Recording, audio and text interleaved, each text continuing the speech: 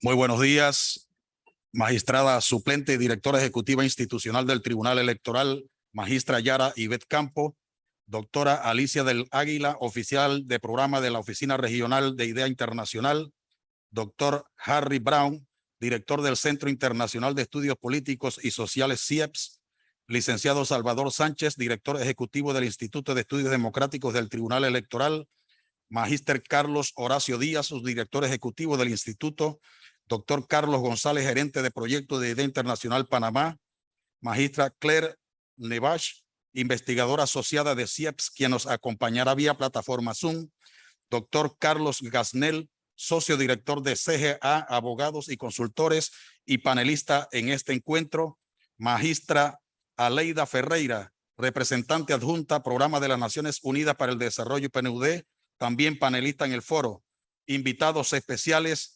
directivos y funcionarios del Tribunal Electoral, damas y caballeros.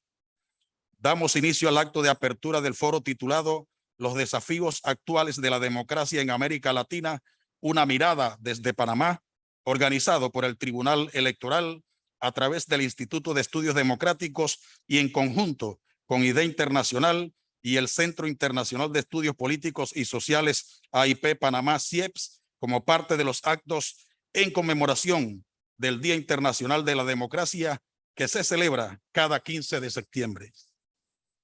Este foro es transmitido a través de las plataformas Zoom y YouTube del Tribunal Electoral y del Instituto de Estudios Democráticos. Iniciamos con las palabras de bienvenida y mensaje a cargo de la magistra y directora ejecutiva institucional del Tribunal Electoral, magistra Yara Ivette Campo.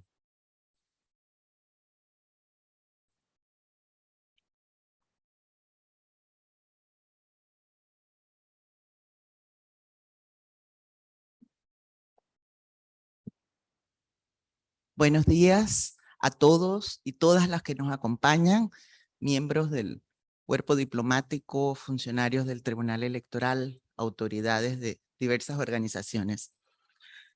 Saludos especiales a la doctora Alicia del Águila, de Idea Internacional, a Harry Brown, del CIEPS, Salvador Sánchez, del INET, nuestra querida Aleida Ferreira, representante adjunta del PNUD, y por supuesto a nuestros tres panelistas que tendremos en la mañana de hoy, el doctor Carlos Gasnel, la misma Aleida y la doctora Claire Nevache, que definitivamente nos honran con su presencia en esta actividad en el Día de la Democracia. Con ocasión de la celebración del Día Internacional de la Democracia, es propicia la fecha para recordar que el 8 de noviembre de 2007, la Asamblea General de las Naciones Unidas estableció el día 15 de septiembre como el Día Internacional de la Democracia. Y este año en particular, el lema a resaltar es el proteger la libertad de prensa para la democracia. Como sostiene el autor y escritor mexicano Sergio González Rodríguez, el periodista es el historiador del presente porque es testigo y relator de los hechos cotidianos, por ello tiene la obligación y responsabilidad de recordar todos los acontecimientos para contrarrestar el silencio y el miedo. En su concepción más básica, la democracia es la forma de gobierno del Estado donde el poder es ejercido por el pueblo y para el pueblo, donde debe existir un Estado de Derecho, la separación de poderes, el respeto a los derechos humanos, entre otros. Pero hoy por hoy, América Latina y Panamá no escapa de ello. Enfrentamos retos como la falta de capacidad para atender las necesidades básicas de la población, las demandas del pueblo, garantizando la eficiencia de los servicios públicos, entre otros, e igualmente otros factores como el irrespeto a la institucionalidad, el uso irresponsable de los recursos naturales, los problemas que origina la migración en todos nuestros países y en estos últimos años los efectos que ha traído la pandemia por el COVID. Seguramente muchos de estos temas serán abordados por nuestros panelistas y serán detonantes para efectuar reflexiones sobre los cambios que debemos generar y que nos corresponde hacer a todos como ciudadanos y ciudadanas responsables en el lugar de la sociedad, en el escenario que nos toca para proteger la democracia para la actualidad y para nuestras futuras generaciones. Panamá ha celebrado desde su refundación a través del Tribunal Electoral en el año 1990, 6 elecciones generales y otras consultas populares, referéndum, los que se han caracterizado por gozar evolutivamente del reconocimiento y legitimidad en su estructura, proceso y resultados, con resultados pues validados por pares y externos, haciéndose efectiva la garantía del sufragio y del ejercicio ciudadano en libertad, con participación, con menos techos, con más transparencia para los procesos democráticos. Se construye patria al apegarnos a la promoción de los principios, preceptos y valores como actores pioneros, tal y como propone la Declaración Universal sobre la Democracia. Sin más preámbulos, matizo nuestro saludo, señalando que como ciudadanos y ciudadanas responsables, practiquemos la democracia con los valores que le son propios: la igualdad, la justicia, la tolerancia, la participación, el pluralismo y la transparencia en beneficio de nuestros pueblos, por lo que les invitamos a que vivamos plena y honestamente cada una de las etapas del proceso general que ya ha sido convocado de cara a las elecciones del 2024 y todas las etapas que conlleva lo anterior y lo posterior. Definitivamente, de esta forma, todos contribuiremos a tener mejores candidatos y candidatas y por ende mejores funcionarios y funcionarias en diversidad y buena lid para el fortalecimiento de la democracia representativa y participativa construida desde un voto bien informado. Buenos días tengan todos y todas.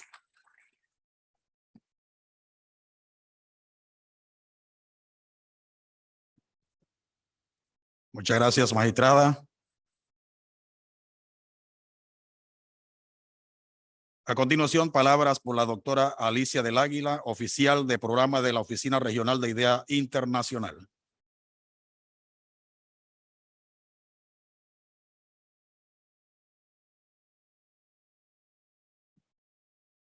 Estimada Yara Ocampo, magistrada y directora ejecutiva institucional del Tribunal Electoral, estimados Salvador Sánchez, director del Instituto de Estudios Democráticos INET del Tribunal Electoral, Harry Brown, director del Centro Internacional de Estudios Políticos y Sociales, CIEPS, miembros del Tribunal Electoral, embajadoras, miembros del cuerpo diplomático, representantes de la cooperación internacional, distinguido público asistente.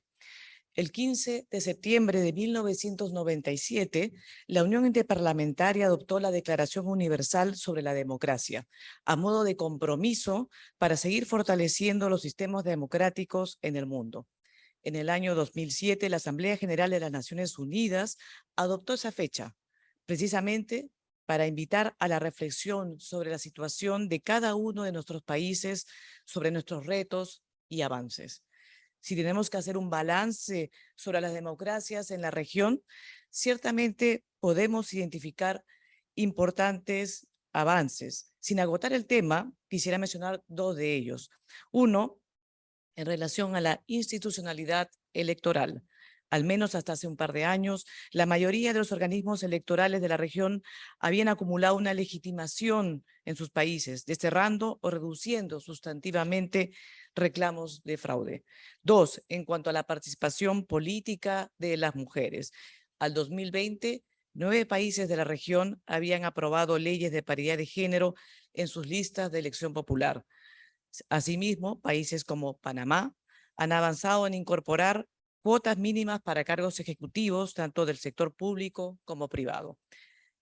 Entre otros avances, podríamos mencionar otros avances, como la creación de defensorías del pueblo y tribunales constitucionales. Sin embargo, a pesar de los avances, tenemos que mencionar también que los retos continúan y en algunos casos estos se han profundizado.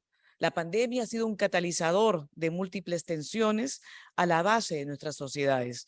Parafraseando a un escritor peruano, en estos 3 años varios países de la región han sufrido no una, sino muchas crisis. Nuestras democracias han puesto a prueba y desigualdades estructurales del continente se han hecho dolorosamente más patentes durante la emergencia sanitaria, afectando la gobernabilidad. La ciudadanía se ha sentido desprotegida, ha visto con preocupación y algunas veces indignación las grietas de la institucionalidad pública. Ello ha llevado a diferentes tipos de respuestas.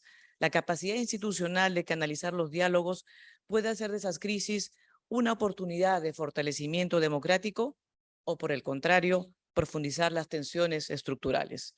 Al contexto de la pandemia se ha sumado el efecto de la guerra de Ucrania y su impacto en recursos energéticos y productos alimentarios. Asimismo, presenciamos en la región una tendencia a la polarización política. Promover el diálogo democrático es, más que nunca, una imperiosa necesidad. Es por eso que el Día de la Democracia este año es una conmemoración con significación especial. Reflexionar sobre cómo afrontar los retos actuales constituye una tarea fundamental. Idea Internacional viene trabajando en América Latina para contribuir con el fortalecimiento de sus democracias desde 1997. Apoyamos la consolidación institucional, así como procesos políticos y democráticos.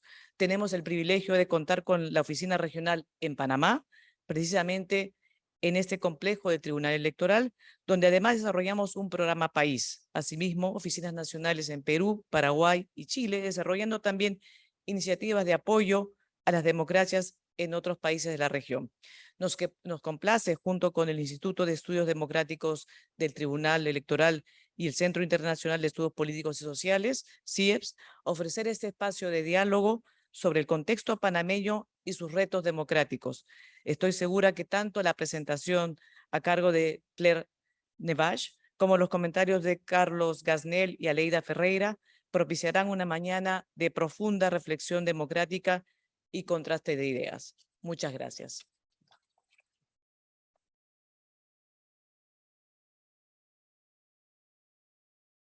Gracias, doctora. Seguidamente, palabras por el doctor Harry Brown, director del Centro Internacional de Estudios Políticos y Sociales, CIEPS.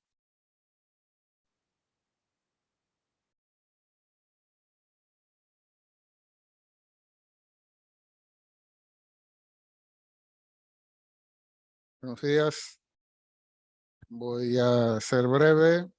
Me adhiero a los saludos protocolares que ya fueron compartidos. Quiero agradecer al Tribunal Electoral haber acogido esta actividad que hemos organizado entre el INET, Idea Internacional y el CIEPS. Miren, Panamá está pasando por una coyuntura que sabemos que es muy importante y que el tiempo nos dirá si además de eso es también histórica. No se trata solamente de la pandemia. En los diagnósticos que hemos estado haciendo en el CIEPS, ya fue desde finales del año 2019 que comenzaron a suceder cosas que nos parecían que habría un momento distinto para la política y la sociedad panameña. Y no solamente Panamá, es realmente en toda América Latina. Y para nosotros aquí en el país es importante tener eso presente porque nos parece a veces que algunas cosas que nos suceden solamente a nosotros. Toda la región está pasando por momentos importantes de cambio. En el CIEPS no nos ha sorprendido. Según los estudios que hacemos, teníamos distintas señales de que podíamos llegar al momento en el que estamos. hemos estado trabajando y seguimos trabajando en comprender qué es lo que está sucediendo, y nos complace en esta actividad compartir algunos de esos hallazgos y algunas de esas reflexiones con todos ustedes a través de la intervención de Claire Nevash. Creo que es inmejorable el Día Internacional de la Democracia, para hablar de estos asuntos y hacer algo que deberíamos estar haciendo desde hace tiempo, que es poner a la democracia en el centro de la discusión, como lo hacíamos hace 30 años en América Latina y en Panamá. Lo hemos ido dejando de lado. Obviamente no es la misma discusión que teníamos hace 30 años. Tenemos precisamente 30 años o más de experiencia, de saber cómo funcionan nuestras democracias y dónde están los retos, pero tenemos que estar convencidos y convencidas de que las respuestas están ahí. Volvamos a hablar de democracia y este espacio es privilegiado para hacerlo. Muchas gracias.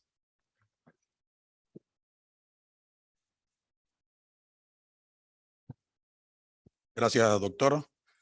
A continuación, invitamos al director ejecutivo del Instituto de Estudios Democráticos, licenciado Salvador Sánchez, para que modere con los panelistas invitados sobre el tema los desafíos actuales de la democracia en América Latina, una mirada desde Panamá. Señor director, nos acompaña, y por favor los señores panelistas también que pasen para proceder a la lectura de sus hojas de vida. Claire Nevash es doctoranda en Ciencias Políticas en la Universidad Libre de Bruselas e investigadora asociada del CIEPS en Panamá, y es politóloga especialista en relaciones entre religión y política. Es miembro de la red de politólogas. Sus temas de investigación están enfocados a las relaciones entre religión y política en América Latina, con experiencia profesional en América Central, Sudamérica y Europa.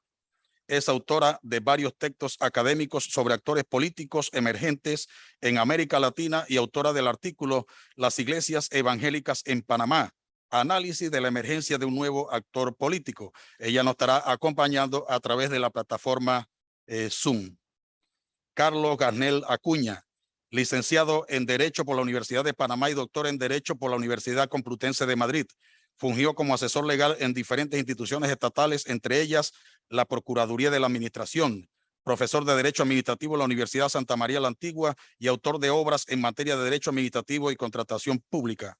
Fue presidente ejecutivo de la Fundación para el Desarrollo de la Libertad Ciudadana, capítulo panameño de Transparencia Internacional, donde ejecutó diferentes proyectos relacionados con el fortalecimiento de la democracia y los derechos ciudadanos.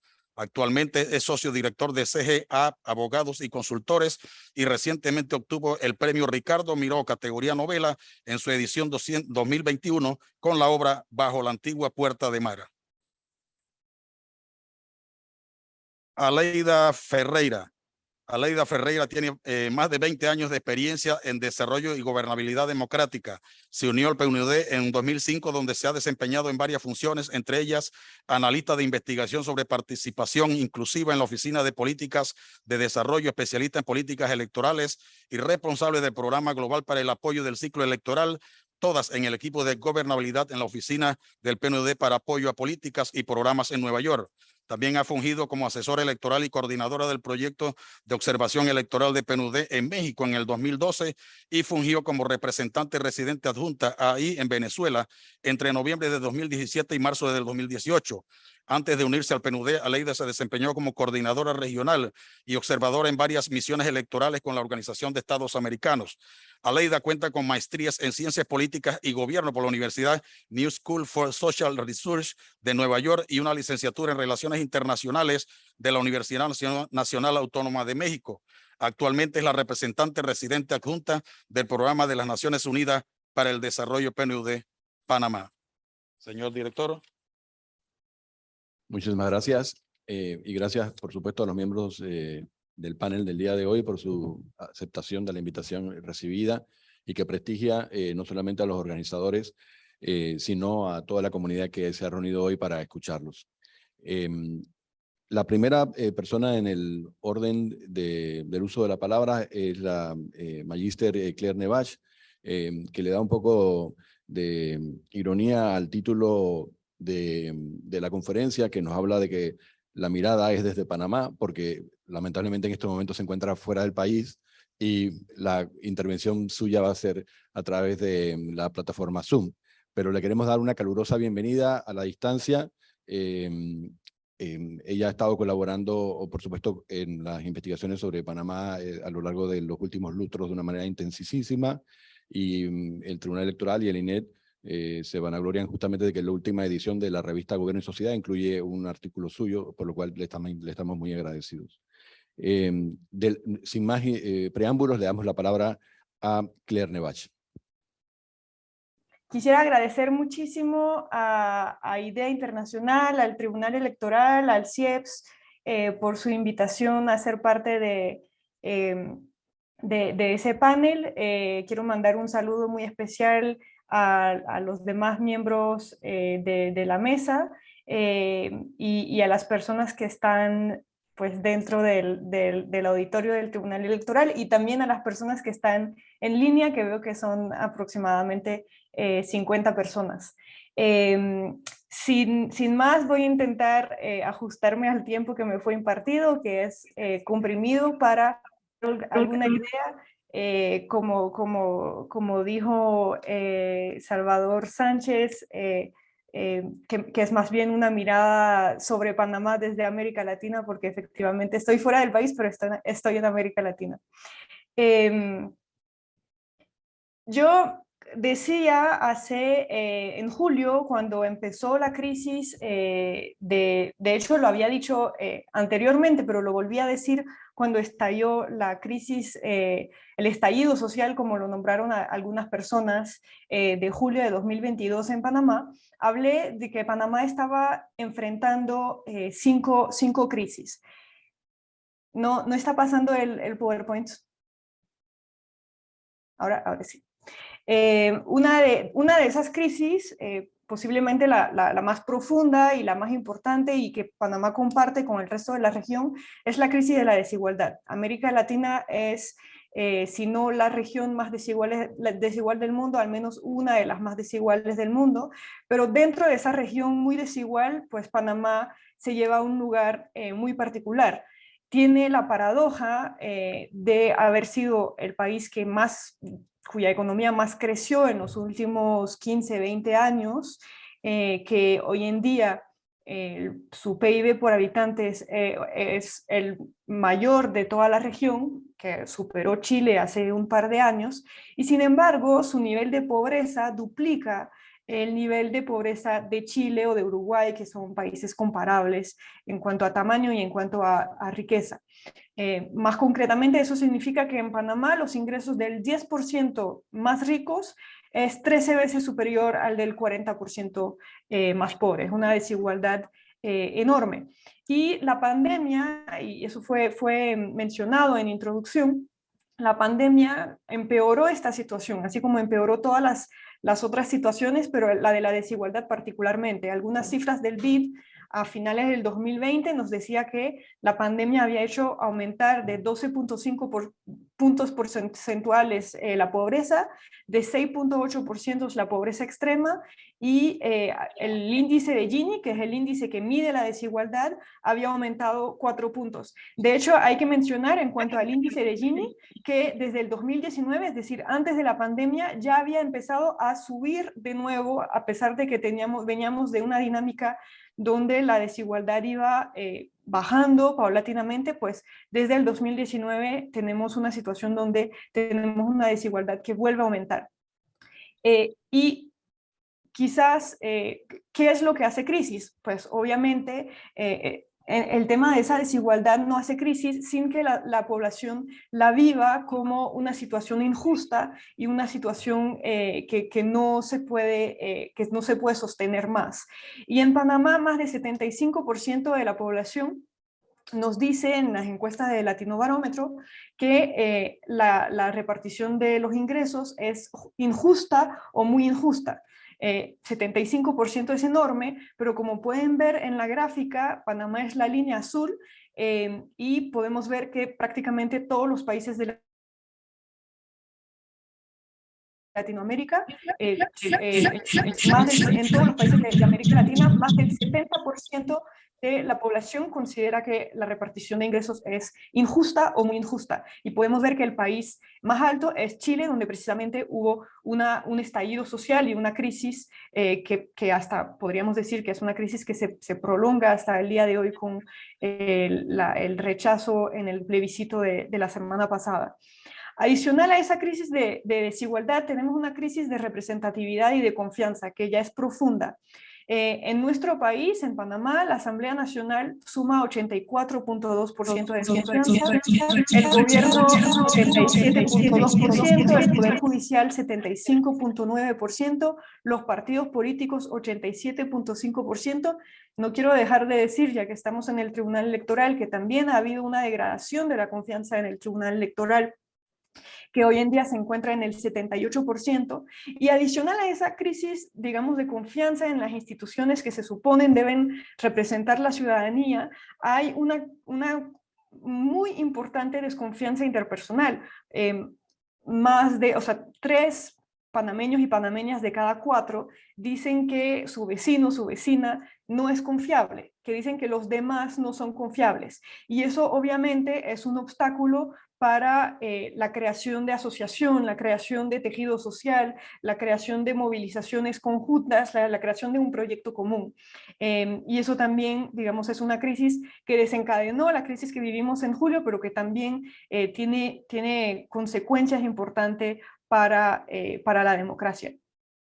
Al igual que la desigualdad, esa desconfianza ha venido a ser empeorada por la pandemia. Esas son encuestas del CIEPS que hicimos en 2019 y en 2021, antes y después de la pandemia, y podemos ver que prácticamente todas las instituciones públicas y privadas, con la única excepción de las instituciones religiosas, han disminuido, algunas con más de 10 puntos porcentuales en la confianza que generaba dentro de la población. Les quiero mostrar ese dato para mostrar que la crisis de confianza y representatividad no es solo en Panamá, y no me quiero referir a presidentes particulares ni de Panamá ni de otros lados, pero el objetivo de mostrarles eso, que es un ranking, si se quiere poner así, de aprobación de los presidentes a inicio de este año, en el 2022, y hace 10 años, en el 2012. Y las cifras, más allá de las personalidades, las cifras han cambiado profundamente. En el 2012 teníamos 10 presidentes encima del 50% de aprobación, y 10 años después, solamente 4 presidentes están en esa situación de tener al menos una persona de 2 que apruebe su gestión dentro de su país. Y al contrario, en 2012, hace 10 años, había una sola presidenta debajo del 30% de aprobación, y hoy en día en América Latina son 8 presidentes de países latinoamericanos que se encuentran en esa situación. Eso nos muestra en promedio una degradación de la confianza en los ejecutivos locales, en los ejecutivos nacionales, perdón, que obviamente es muy preocupante para la democracia. Además de esa crisis de desigualdad, de esa crisis de confianza y de representación, tenemos una crisis de los métodos de negociación colectiva. En Panamá hemos estado acostumbrados a sentar las bases de nuestros modelos políticos y económicos a través de pactos, a través de diálogos, a través de mesas de diálogo, y poco a poco esas mesas de diálogos se han ido erosionando también, digamos, la confianza en ese tipo de mecanismos. Eventos recientes que nos dicen que se han ido erosionando en Panamá, el hecho de que los trabajadores organizados, trabajadores y trabajadoras, se hayan levantado de la mesa de diálogo sobre la caja del Seguro Social, el hecho de que el pacto del Bicentenario no parece haber generado una dinámica dentro de la sociedad que permita digamos, un nuevo comienzo, un nuevo pacto social que se supone que era el objetivo buscado. Y recientemente salió una encuesta sobre la mesa única de diálogo que está ocurriendo en estos momentos, y tampoco parece generar como se puede ver en la gráfica, mucha confianza en el hecho de que va a poder resolver los problemas del país. Entonces nos encontramos en esa encrucijada en que los mecanismos de representatividad clásica, digamos, partidos políticos, Asamblea Nacional, instituciones, no están generando confianza, y los mecanismos que habíamos encontrado en Panamá, un poco paralelos a esos mecanismos institucionales normales, ya tampoco están funcionando bien. Además de estas crisis ya mencionadas, tenemos una fuerte crisis de honradez. No les voy a hacer la mención de las sucesivos escándalos de corrupción, pero esos escándalos de corrupción no son solamente escándalos de corrupción panameños. Ahorita mismo estamos en Panamá con la audiencia Odebrecht. Odebrecht significa 737 millones, al menos eso es lo que se estima, en sobornos, pero en 10 países distintos de la región. Y en la región, en América Latina en general, es 4.4% del PIB lo que se estima que se pierde por corrupción. Y en Panamá lo que se estima está un poco por debajo, pero relativamente cerca de este promedio con 3.8%. Pero hay países muy por encima, que están por encima del 7% del PIB de malgastos que tiene que ver con el erario público. Pero ojo, esa crisis de honradez, esa crisis de probidad, no es solamente una crisis del sistema público, es también una crisis en el sector privado. Panamá ha estado repetidamente colocada en listas grises y negras, que nos habla de un sistema en particular fiscal poco transparente. La evasión fiscal ha sido estimada en 4% del PIB en Panamá, es decir, más o menos lo mismo que lo que se va o lo que se pierde en corrupción, digamos, más por el sector público, lo cual significa solo en impuestos para personas jurídicas en los últimos 10 años, 35.000 millones de dólares. Eso obviamente tiene una consecuencia, que es una crisis de los recursos públicos, y ahí de alguna manera se cierra el círculo de las crisis, porque obviamente esa crisis de recursos públicos impide al Estado tener acciones afirmativas y acciones fuertes en términos de políticas públicas redistributivas que permitan combatir la desigualdad y combatir la pobreza de la que hablábamos al inicio.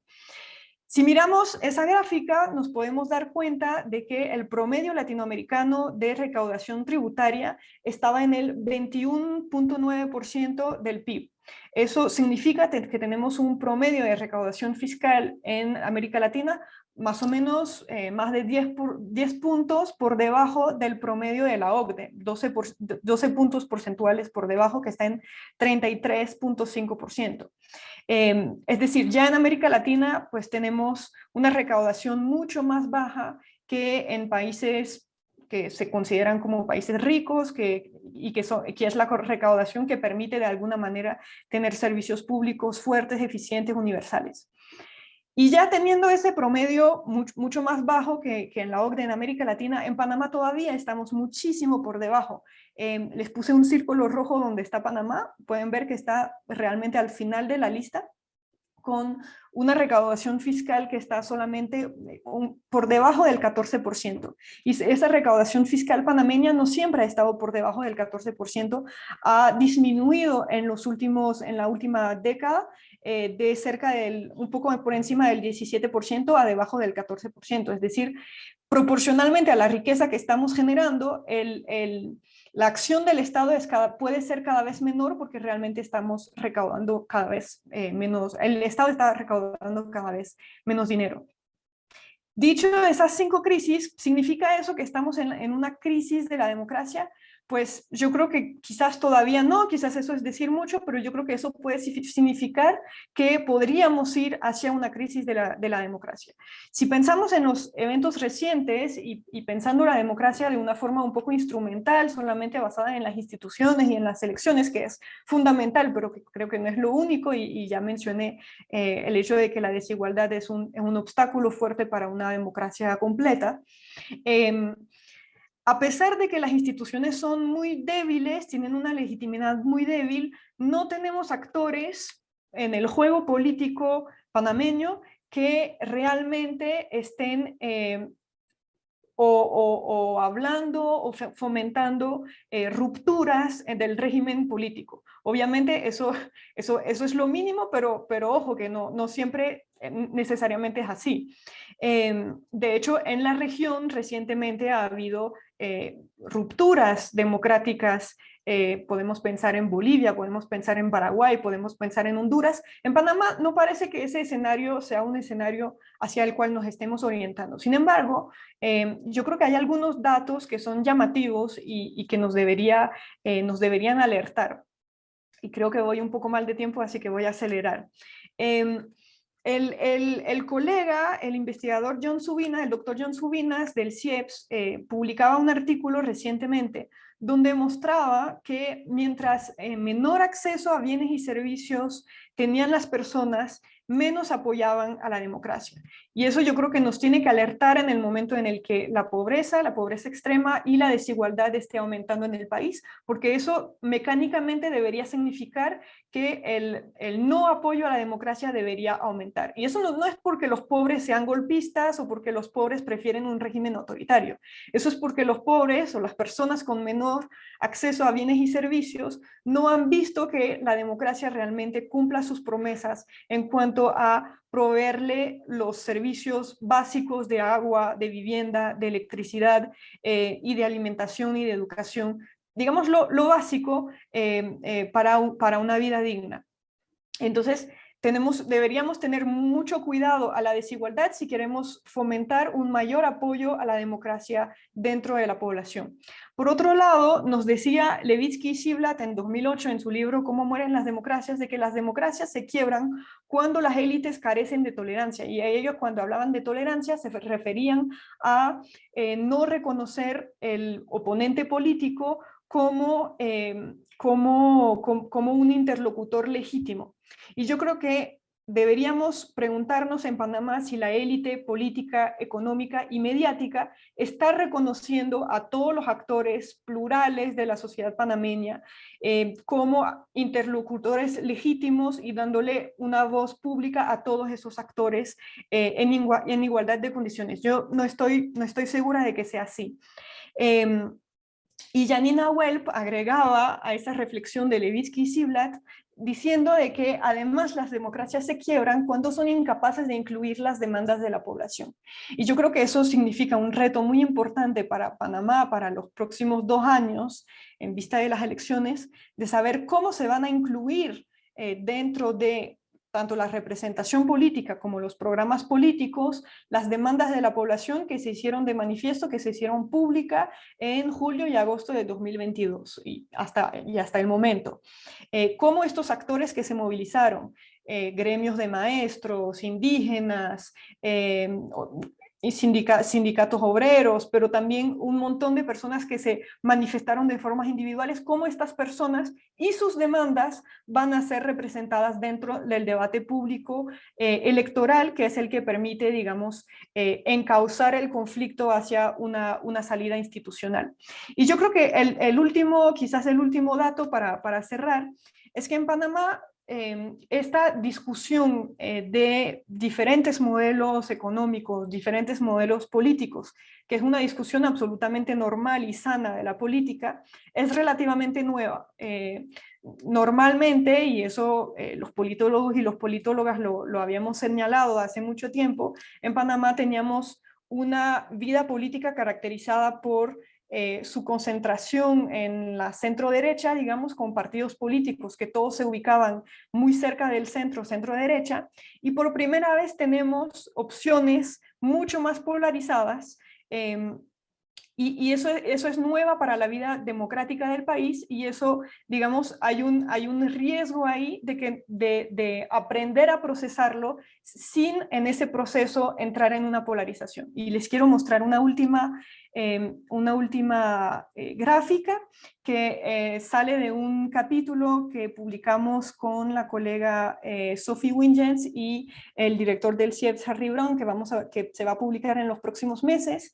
Y en el capítulo mostramos que la opinión pública panameña se ha evolucionado en los últimos años hacia una mayor radicalización y hacia una mayor polarización. Esos datos vienen del Barómetro de las Américas o del Latino Barómetro, tengo una duda, pero la idea es que se le pregunte a las personas del 1 al 10, siendo el 1 el más a la izquierda y el 10 el más a la derecha, dónde se ubican las personas. Y lo que hemos constatado es que desde el 2008 hemos tenido paulatinamente una crecida de las personas que se ubican en el 1 o en el 10. Es decir, que sin importar mucho qué entienden ellos por izquierda o por derecha, eso no es lo que nos interesa, pero si uno les da una escala de 1 al 10, ellos se ubican en uno de los dos extremos.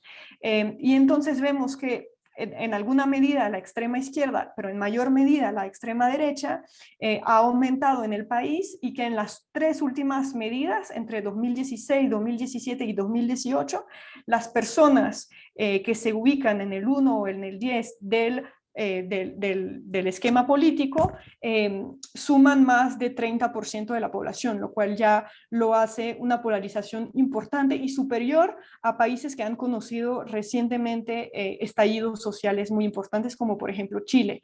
Entonces, uno de los otros elementos que nos deberían encender alarmas. Y como creo que me he pasado un poco del tiempo, reitero mis agradecimientos a todos y todas las personas que han sido responsables por organizar este evento. Estoy muy honrada de haber podido participar, aunque desde lejos, en la conmemoración del Día de la Democracia. Y ojalá efectivamente siga siendo un tema central de la discusión pública y política de los próximos años en el país y en la región. Yo tenía varios años de estar un poco alejado de estas lides y de estas participaciones públicas con estos temas relacionados con democracia, participación ciudadana, lucha contra la corrupción, pero yo creo que era necesario volver a discutir estos temas y muy agradecido en que haya pensado que yo podía compartir algunas reflexiones de este día, ¿no? Como saben, ahora mi currículum, ahora escribo novelas y pensé que iba a estar aquí un profesor muy querido, el profesor Jan Arias, quien hace un par de días, cuando supo que había escrito una novela, me dijo: Carlos, veo que has caído en lo que han caído muchos, ¿no? De los que se han dedicado por mucho tiempo a estos temas de corrupción y democracia, que terminan escribiendo ficción. Entonces, bueno, ahora me toca volver a la realidad y hablar nuevamente de estos temas que nos preocupan a todos, ¿no? Bueno, yo voy a conversarles así en estos 15 minutos sobre los desafíos para la democracia panameña de cara a las próximas elecciones generales, ¿no? Y yo creo que el principal desafío, y le agradezco a Claire Nevache que haya hecho todo el recorrido ese estadístico que yo me voy a ahorrar, creo que uno de los principales desafíos es lograr que la gente valore más la democracia como forma de gobierno, ¿no? Y esté menos insatisfecha con la misma. Ella habló de ese porcentaje de insatisfacción. Hay un artículo que publicó el CIEPS, escrito por quien nos acompaña aquí esta mañana, Harry Brown, sobre que Panamá es el país más insatisfecho con su democracia, según un informe de 2019.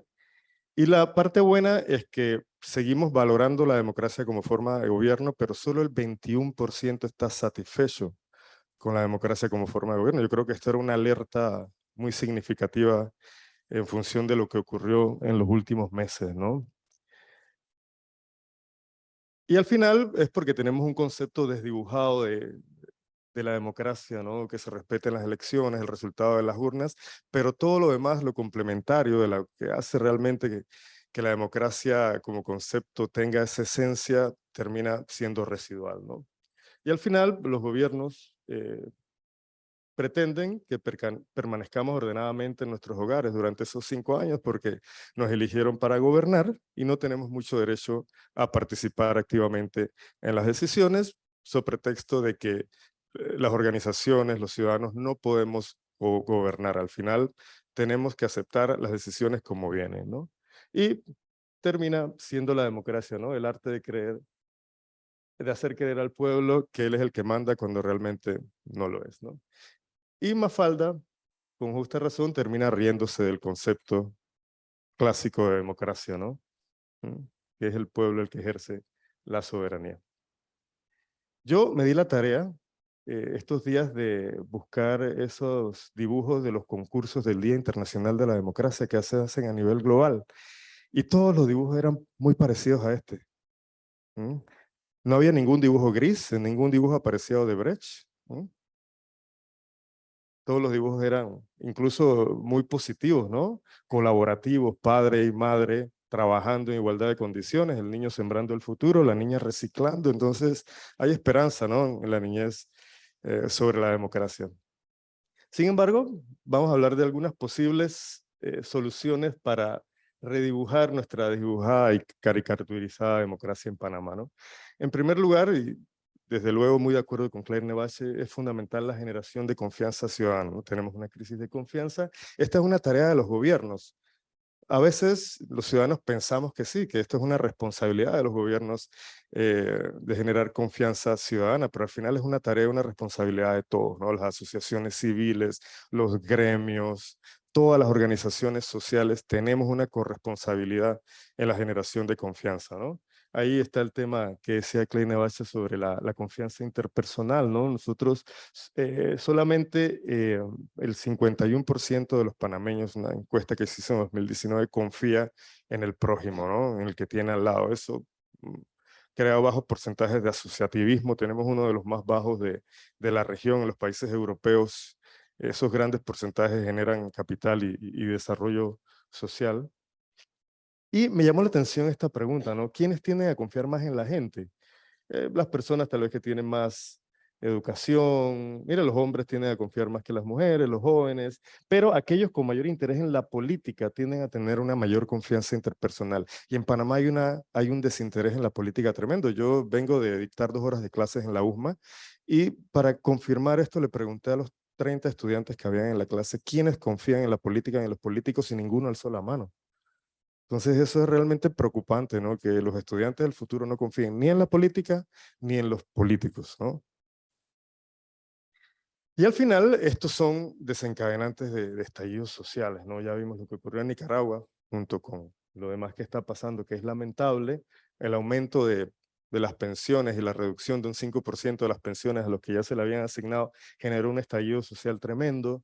En Ecuador sabemos que hubo el detonante fue la eliminación de los subsidios en el combustible, que al final el presidente Lenín Moreno tuvo que derogar el decreto, crisis de confianza, y la cronología del estallido social en Chile ya todos la conocemos, ¿no? Esos 30 pesos, esos posiblemente 10 centavos en Panamá, el aumento del pasaje del metro y las declaraciones de algunos personajes políticos fueron desencadenantes de esas protestas cuyos resultados ya conocemos, pero también se traducen en crisis de confianza, ¿no?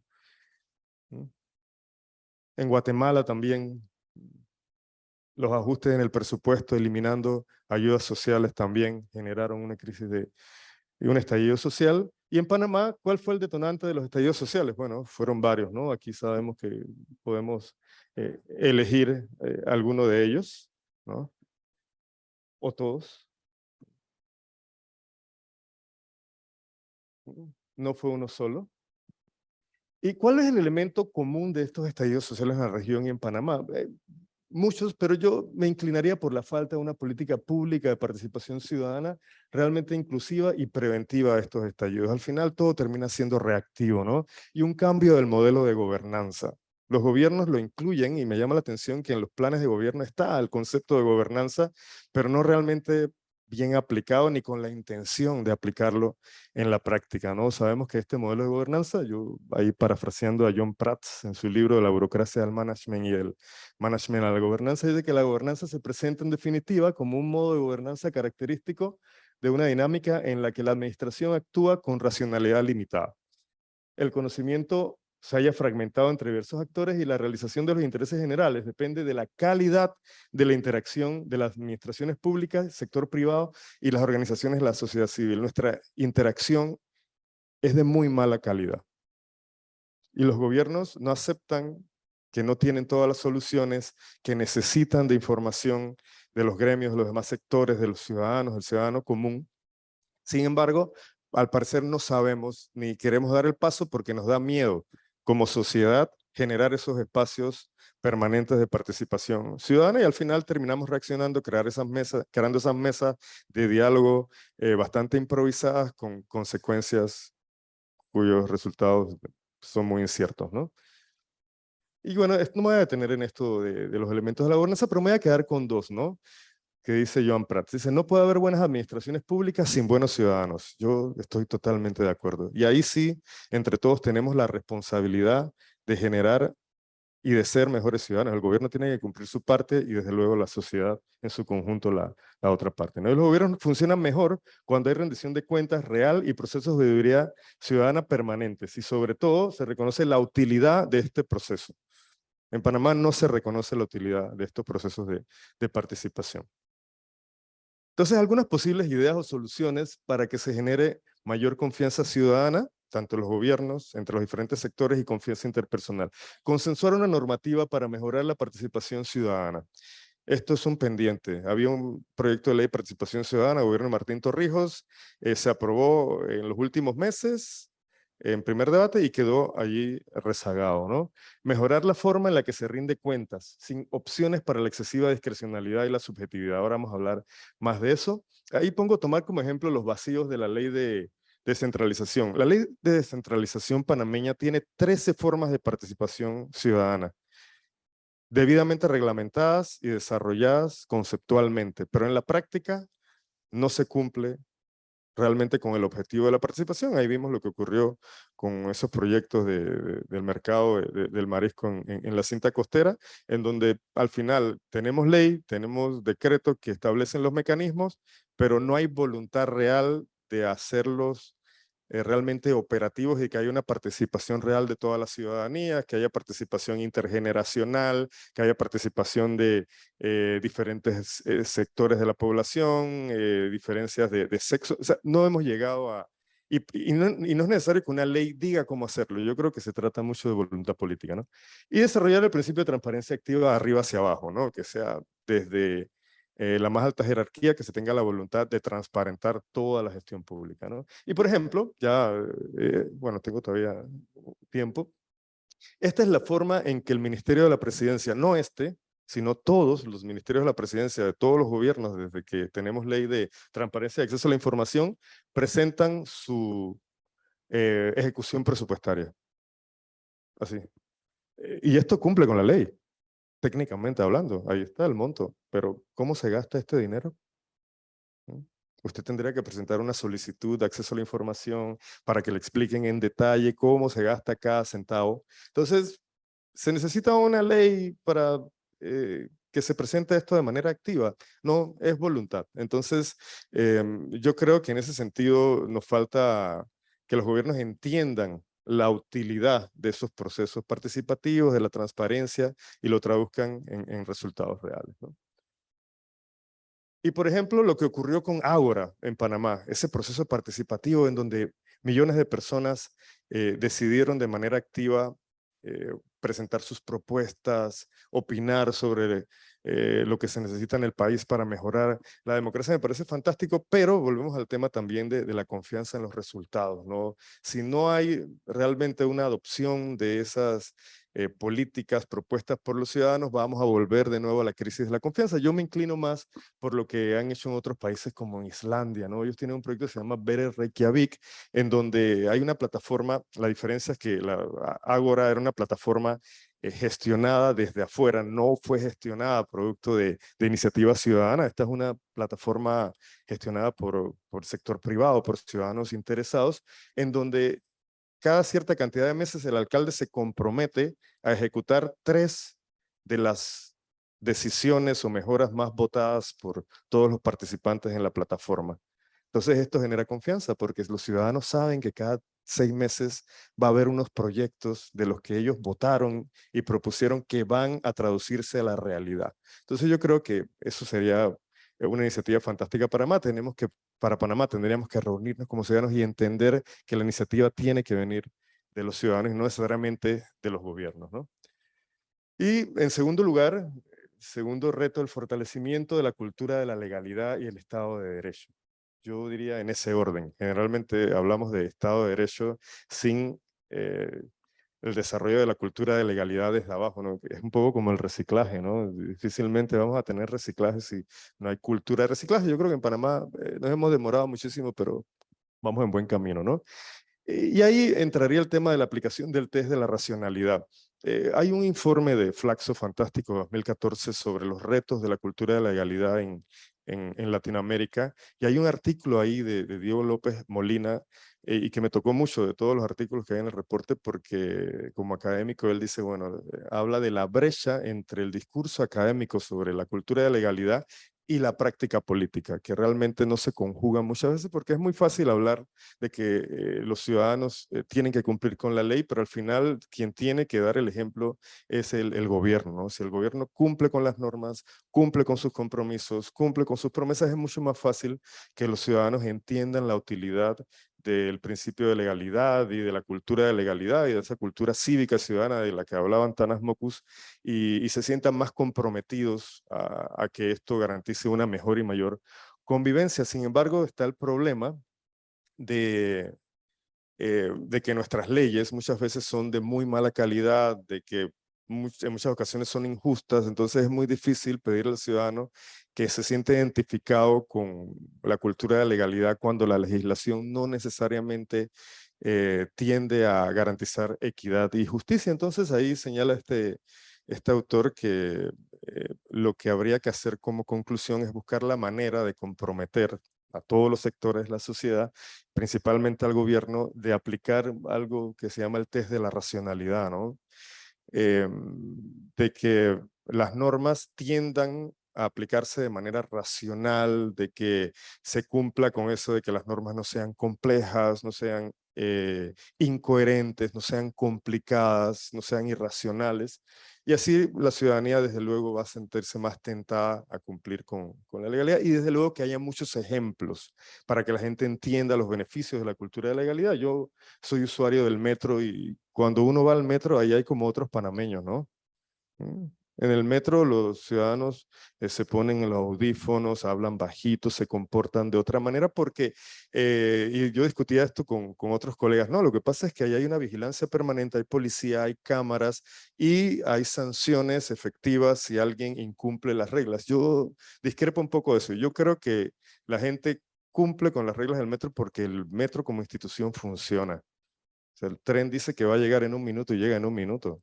No llega 5 minutos después. Entonces la gente entiende que hay que cuidarlo porque funciona, porque nos resuelve nuestro problema, porque realmente es una institución que cumple con su objetivo, ¿no? Bueno. Y el tercer reto, ya para terminar, porque no tengo demasiado tiempo, es la decidida reforma de algunas instituciones sin necesidad de reforma de la constitución política o incluso reformas legislativas. Yo me niego a pensar que los problemas del país tienen que ver fundamentalmente con reformar la constitución y con una asamblea constituyente, o no hay manera de reformar nuestra democracia. Yo me niego, yo creo que sin necesidad de reformas de la Constitución podemos ponernos de acuerdo como ciudadanos, como panameños, y transformar las instituciones. Los países que lo han hecho no han transformado sus constituciones a través de asambleas constituyentes. Y para esto, ¿qué se necesita? Yo me inclino por más autorregulación y más soft law. ¿Qué es esto de la autorregulación? Bueno, yo creo que en esa medida tenemos algunos ejemplos. Se da con la elección de los magistrados en la corte, en donde el presidente podría mañana nombrar a su amigo más cercano cumpliendo con la Constitución si este tiene 35 años y cumple con los requisitos que señala la ley.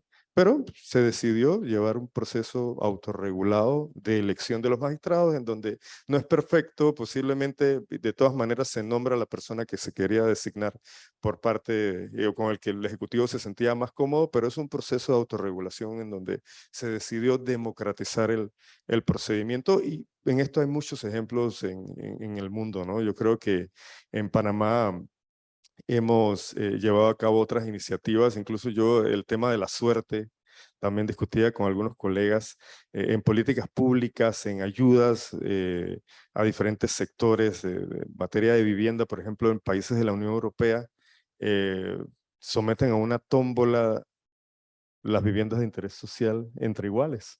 Entonces yo creo que no hay nada más democrático que la suerte en ocasiones, ¿no? Y al final termina un poco desapareciendo ese fantasma ahí que hay de que al final todas las asignaciones de ayuda terminan politizándose, ¿no? Entonces yo creo que se necesita mucha creatividad dentro de la legalidad para mejorar nuestra democracia, que haya mucho más soft law, derecho blando, menos derecho imperativo, menos estado policíaco, para mejorar también nuestra democracia. Eso es un reto tremendo que tenemos. Para el tiempo de la pandemia, aquí se detuvo y se interpuso más de 50,000 sanciones por violar esos controles sanitarios de un poco ridículos eso que nos pusieron de sexo y horario, y al final terminó declarándose inconstitucional la medida adoptada por el gobierno, lo cual generó una desconfianza tremenda, ¿no? Porque al final a nadie se le devolvió el dinero de las multas impuestas inconstitucionalmente, ¿no? Entonces yo creo que ese derecho blando es un Estado que oriente, que brinde directrices, que constantemente esté educando a la ciudadanía para evitar que se tengan que interponer sanciones, ayuda a que mejoremos también la calidad de la democracia, y eso es lo que quería compartirle en la mañana de hoy, y les agradezco a todos que hayan compartido estas reflexiones conmigo. Ya.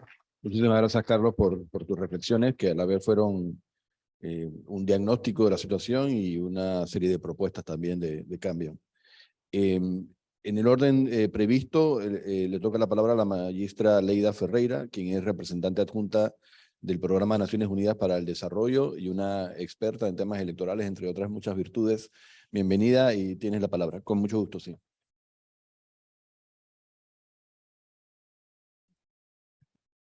Muchas gracias. Antes que nada, quisiera agradecer al Tribunal Electoral por la invitación. Para mí es un honor y también a los otros organizadores, a Idea Internacional y al CIEPS. Como una persona que ha trabajado mucho en elecciones antes, pero ahora no es mi trabajo fundamental, es un placer poder estar aquí, escuchar y aprender de todas las reflexiones que se han dicho hoy. Y con las cuales hay muchos puntos. Yo escribí unas reflexiones y se van a dar cuenta que hay muchos puntos de coincidencia y algunos datos que también ya se han dicho, que es lo que pasa cuando uno viene al final. Pero también es muy bueno porque creo que muestra las áreas donde tenemos que quizá trabajar una ruta de esfuerzo colectivo, ¿no? Como se ha dicho, nos enfrentamos a crisis superpuestas que han incrementado el nivel de incertidumbre y que nos han llevado a un camino que llamamos una normalidad diferente. Vivimos en un contexto de alta inflación, una pandemia que no termina y donde la recuperación que vemos no se traduce necesariamente en crecimiento económico. En este contexto, ¿cómo procesamos la incertidumbre? A mi manera de ver, solo a través de una gobernanza efectiva en democracia, entendida como la construcción de legitimidad vía procesos y resultados. Fortalecer la gobernanza efectiva en democracia requiere una mirada hacia la arena de negociación de donde surgen las políticas públicas y las reglas del juego.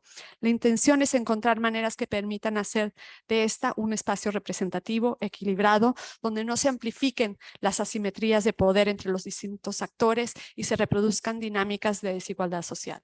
En este contexto, los ciudadanos pueden incidir en la vida pública a través de elecciones, partidos políticos, movimientos sociales y deliberación pública.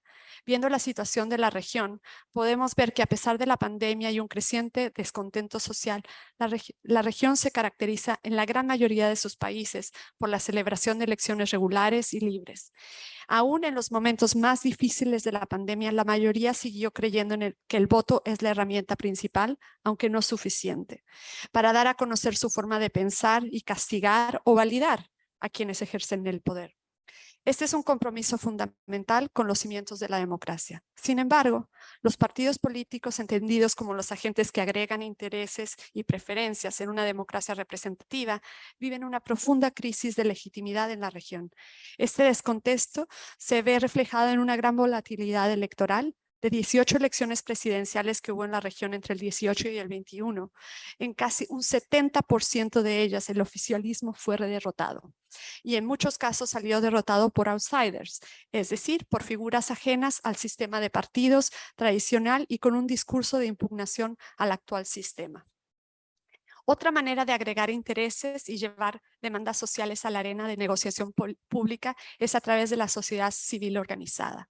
Sin embargo, mientras que el espacio de la sociedad civil en América Latina y el Caribe se incrementó de manera acelerada desde 1980, este ha disminuido en los últimos años. En algunos países de la región vemos que se ha puesto impedimentos para el establecimiento y subsistencia de las organizaciones de la sociedad civil, así como intentos por trastocar la deliberación pública, tanto en medios de comunicación tradicionales como en redes sociales.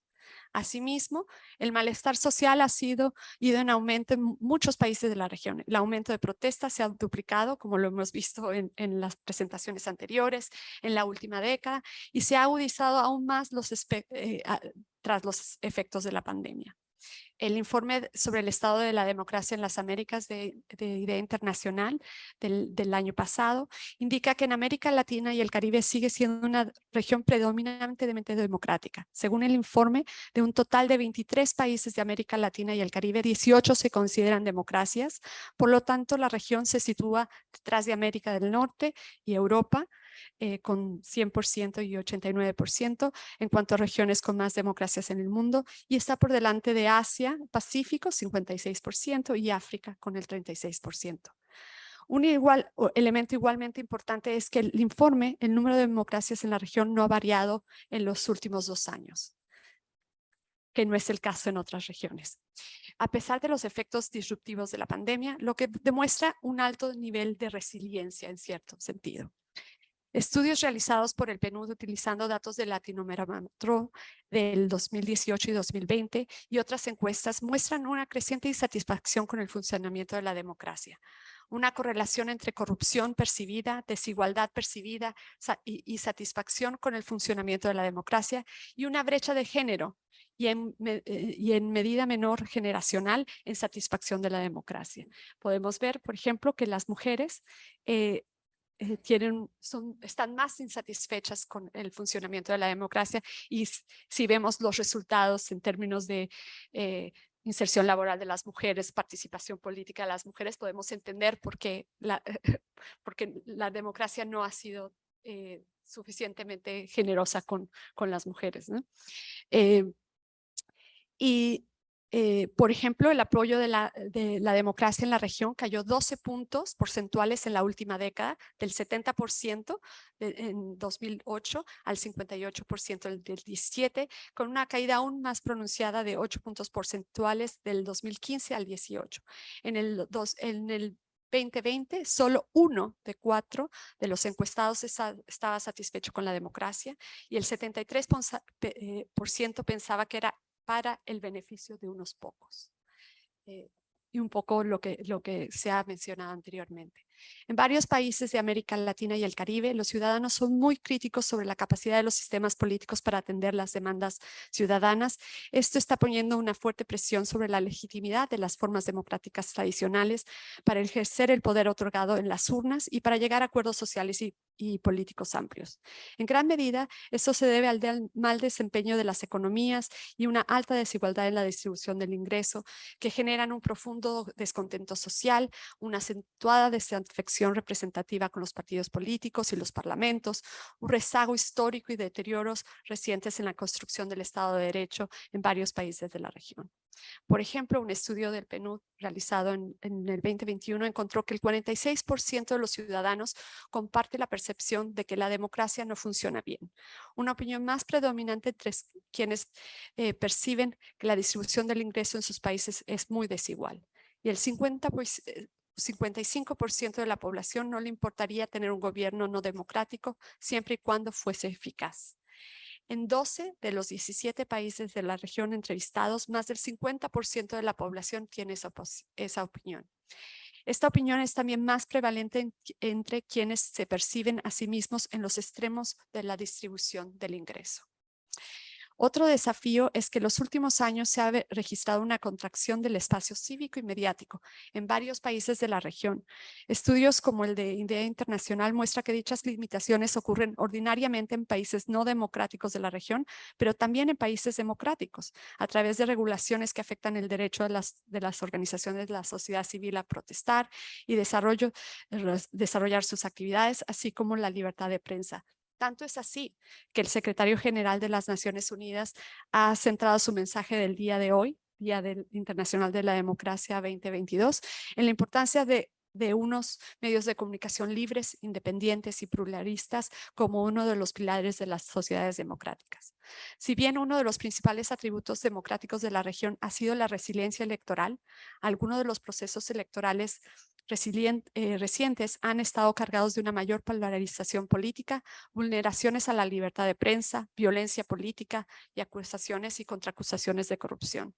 Igualmente preocupante es que en algunos países de la región autoridades y funcionarios electorales y judiciales han sufrido ataques, lo cual es preocupante dado el rol central que estas instituciones tienen para el mantenimiento de la democracia. En general se puede ver que a pesar de estos ataques y presiones, las instituciones han logrado ser resilientes. En cierta medida es esperanzador porque muestra la fortaleza de estas instituciones electorales, pero es importante protegerlas, dado el rol central que han tenido en los procesos de democratización de la región.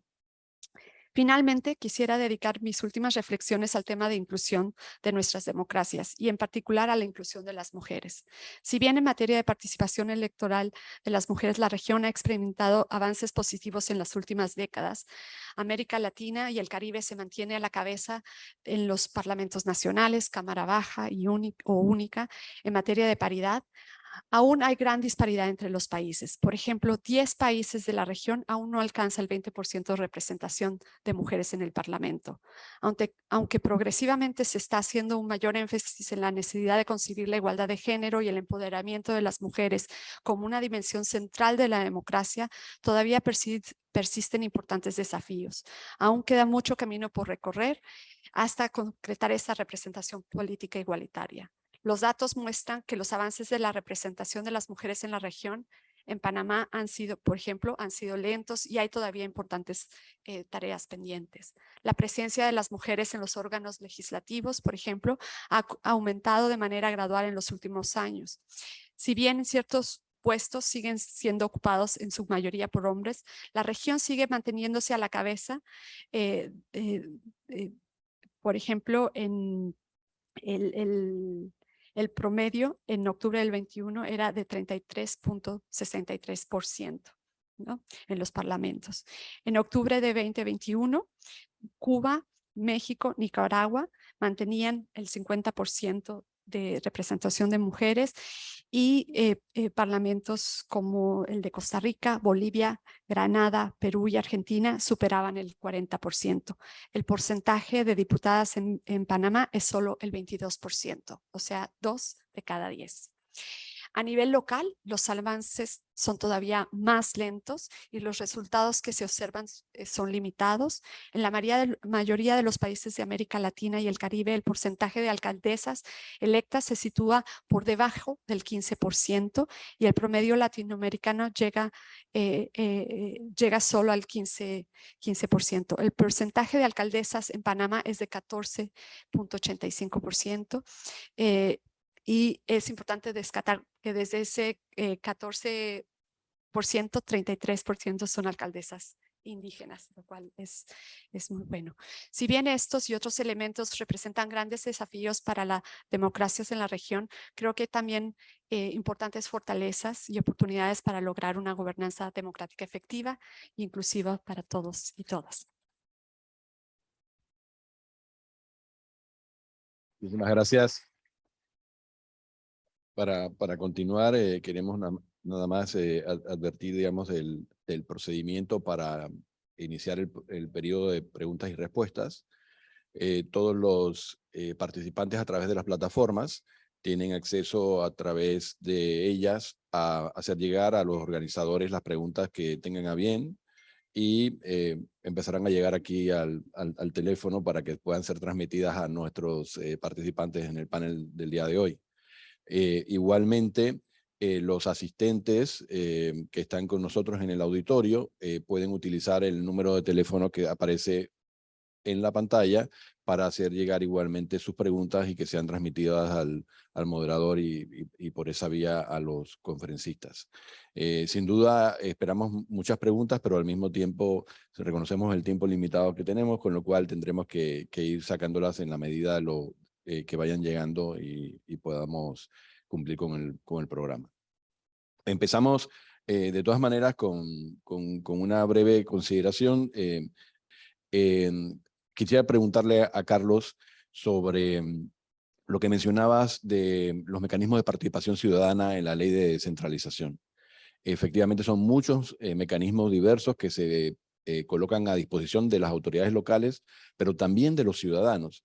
¿Qué reflexión cabe si te planteo que es verdad que una parte de la responsabilidad recae sobre los hombros de las autoridades mismas que tienen esos mecanismos a su disposición, pero por la otra, que los ciudadanos tendrían que generar también alternativas de utilizarlos, ¿no? No sé si tiene que, bueno, si te anticipo, una respuesta sería inútil preguntarte, pero sí quisiera que reflexionaras sobre eso. ¿Cuál sería ante esas oportunidades el rol de la sociedad organizada en los distintos distritos del país? No, gracias por la pregunta. Yo creo que desde luego hay responsabilidad de parte y parte, ¿no? La ley ya cumplió con su propósito, ahí están los mecanismos, hay un decreto que reglamenta los mecanismos y le toca a la ciudadanía presionar para que haya voluntad de dotar de contenido esos 13 mecanismos que hay en la ley de descentralización, ¿no? Porque al final queda en manos de la ciudadanía, ¿no? Exigirle a sus autoridades locales que lleguen al nivel de detalle, de participación que quieren cada uno de esos distritos y de esas regiones, ¿no? Y vamos a poner un ejemplo. Si para efecto del presupuesto participativo y de decidir cuáles son las prioridades, no está clara en la regulación el nivel de participación ni la cantidad de personas, entonces le tocaría a la población exigir que en cada uno de esos distritos esa autoridad local desarrolle esos aspectos prácticos en los que la ley generalmente no se mete, ¿no? En ese nivel de detalle, porque al final sería reducir prácticamente la discrecionalidad a cero, que eso es lo que en algunas legislaciones se plantea, ¿no? Que ante la realidad de que no hay siempre voluntad política de llevar a cabo las mejores prácticas, entonces vamos a reducir la discrecionalidad a cero a los funcionarios. Yo no estoy de acuerdo con eso porque tiene que haber un margen de maniobra para que la ley sea y la normativa sea maleable, no se puede atar de manos a las autoridades. Pero ante esa realidad, sí estoy de acuerdo con que le toca a la población educada y también organizada decirle, bueno, nosotros queremos que este sea el nivel de participación. No puede ser que se tome la decisión con las 20 personas que fueron convocadas a las 9 de la mañana de un jueves cuando todos están trabajando. Entonces, tiene que haber mecanismos que, por ejemplo, obligan a que las convocatorias sean un día sábado en la tarde. Pero la ley no se mete con ese nivel de detalle. Eso tiene que ser producto de la exigencia ciudadana, de la organización ciudadana, de cuáles son los niveles y la forma de participación a lo que ellos aspiran, ¿no? En ese sentido estoy de acuerdo con que tiene que venir de la ciudadanía la exigencia, ¿no? Muchísimas gracias. Intentamos nuevamente con la magíster Claire Nevash. Yo estoy acá. ¿Me escuchan? ¿Qué tal, Claire? Sí, una primera pregunta sería relativa a algo que mencionabas en tu intervención sobre una desconexión, me parece entender, entre la representación política, por ejemplo, a través de los partidos políticos, las autoridades electas, y los reclamos ciudadanos que se expresaban a través de otro tipo de organizaciones. ¿Qué recomendaciones podrías hacer o comentario sobre esa situación de desconexión entre los sistemas políticos electorales y las formas a través de las cuales los ciudadanos canalizan algunas o muchas de sus solicitudes o reclamos sobre el estado del país? Gracias por la pregunta. Yo diría que hay tres vías, al menos las que se me ocurren en el momento. Hay una, que los partidos políticos existentes hagan un fuerte trabajo en los próximos meses y años de reunirse con la ciudadanía, de entender su demanda y de hacer un trabajo de representar a los sectores de la ciudadanía de los que esos partidos se sienten cercanos, para proponer en vista de las próximas elecciones un programa político que corresponda con esas aspiraciones y digamos, estoy de acuerdo con lo que Carlos Gasnell propuso o mencionó en su intervención del hecho de que esos programas políticos tenemos que encontrar alguna forma de que pueda haber seguimiento o rendición de cuentas sobre esos programas. Eso es una vía. Otra vía es la de nuevas candidaturas, y las nuevas candidaturas se dividen nuevamente en dos posibilidades: nuevos partidos políticos y candidaturas de libre postulación. Aparentemente, al menos una parte de la demanda ciudadana de Julio se está orientando hacia la libre postulación. Dentro del capítulo que mencionaba hace un rato, que se va a publicar en los próximos años sobre la elección, dentro de los próximos meses, perdón, sobre la elección pasada, nosotros lo que mostrábamos era que, con Sophie Wingens y con Harry Brown, era que si bien la libre postulación era un mecanismo de renovación de la élite política, era un mecanismo de entrada de nuevas personas a la política, y en particular, hay que decirlo, y ahí me uno a lo que ha sido dicho, en particular de mujeres. La única candidata mujer era a través de la libre postulación en la última elección presidencial panameña. Sin embargo, en términos, digamos, más políticos, más ideológicos, de a quién representan esas nuevas candidaturas y esas nuevas propuestas políticas, pues no parece, estudiando sus planes de gobierno, no parece haber mucha diferencia con las propuestas anteriores de los partidos políticos. Entonces, creo que ese es un poco el reto, es la emergencia de nuevos liderazgos, sí, pero sin necesariamente nuevos contenidos. Y yo creo que ese es como el reto que le queda por delante a la libre postulación. Y por otro lado, pues la emergencia de nuevos partidos políticos que también sean una renovación, tanto en términos de nuevos liderazgos como en términos de nuevos sectores representados y de nuevas propuestas políticas. No se escucha. De expresión. Hay una participante de la plataforma Zoom que pregunta sobre el rol de los medios de comunicación precisamente para influir en una creación de una cultura cívica pro-democrática. Hace un juicio de valor sobre que actualmente mucho de lo que se obtiene a través de los medios de comunicación es justamente lo contrario, ¿no? Que se prioriza mucho el conflicto más que el diálogo democrático. Sí. Sí. Gracias. Yo creo que mis comentarios iban en la importancia de tener ese espacio de libertad de expresión, como vemos, por ejemplo, no necesariamente en el caso de Panamá, pero en varios países de la región, ser un periodista y presentar casos de corrupción o temas de crítica sobre el ejercicio democrático del poder, genera en amenazas, muerte o violencia. Entonces es clave precisamente para poder tener ese espacio. Habiendo dicho eso, es cierto que una de los retos, y creo que ninguno de los que hablamos aquí lo mencionamos, pero que es un reto de las nuevas, de la democracia como la vivimos hoy, es por un lado la polarización de los discursos políticos, con muchos de los discursos en los medios está muy alineado a los negocios, a los partidos, a esta polarización también.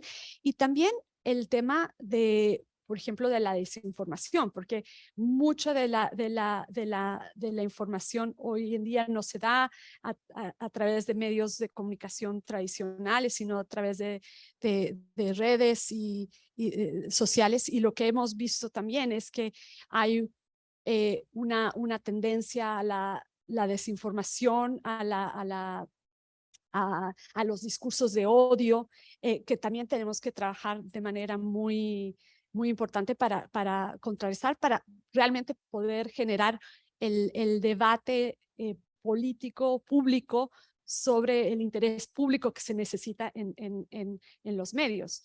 Sin ese espacio no podemos generar un espacio de comunicación democrática y pública, pero creo que esa discusión hoy en día es diferente a la discusión que teníamos quizá cuando 20 años atrás. Gran parte del debate también político de los medios se da a través de redes sociales que por un lado genera esta democratización, por así decirlo, pero también muchos más retos en términos éticos y también del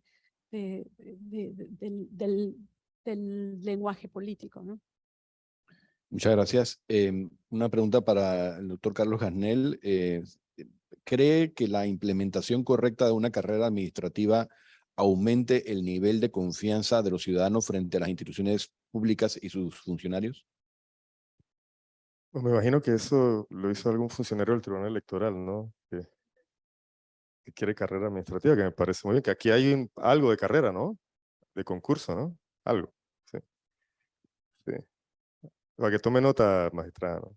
Del interés que hay en el auditorio. No, yo creo que más allá de pensar solo en la carrera administrativa, estamos hablando de que los gobiernos tienen que dar esas muestras de confianza y la implementación de concursos para los puestos envía un mensaje, desde luego, ¿no? Un mensaje que desde 1994 se está esperando que se cumpla con lo que dice la Constitución, porque estamos hablando de que en todos los países serios hay una carrera funcionarial en donde los servidores públicos llegan a su puesto por concurso, hay ciertas garantías de estabilidad, eso ayuda a que cada 5 años no cambie el cuerpo de funcionarios públicos, afectando desde luego la correcta y eficiente prestación de los servicios públicos. Así que desde luego eso es una manera de generar confianza en la ciudadanía, en los votantes.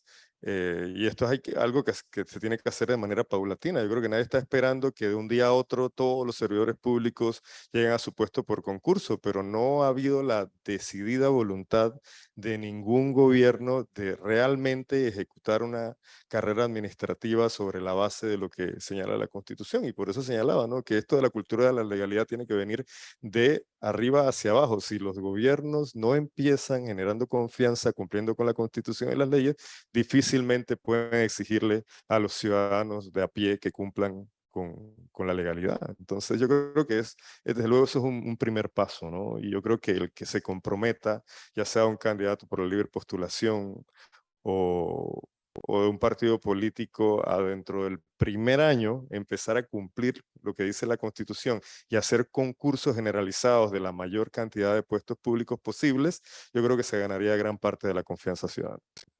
Muchas gracias. Una nueva pregunta para Claire Nevache.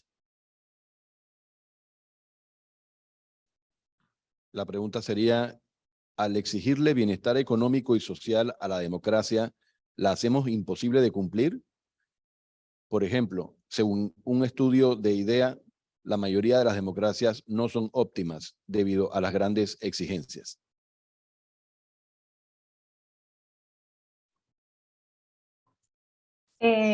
Bueno, yo creo que eso es lo que nos enseña Dahl, ¿no? En la democracia. La democracia es un ideal hacia el que colectivamente tenemos que trabajar para llegar, pero sí, efectivamente, no ha existido y no existe en el mundo una democracia perfecta.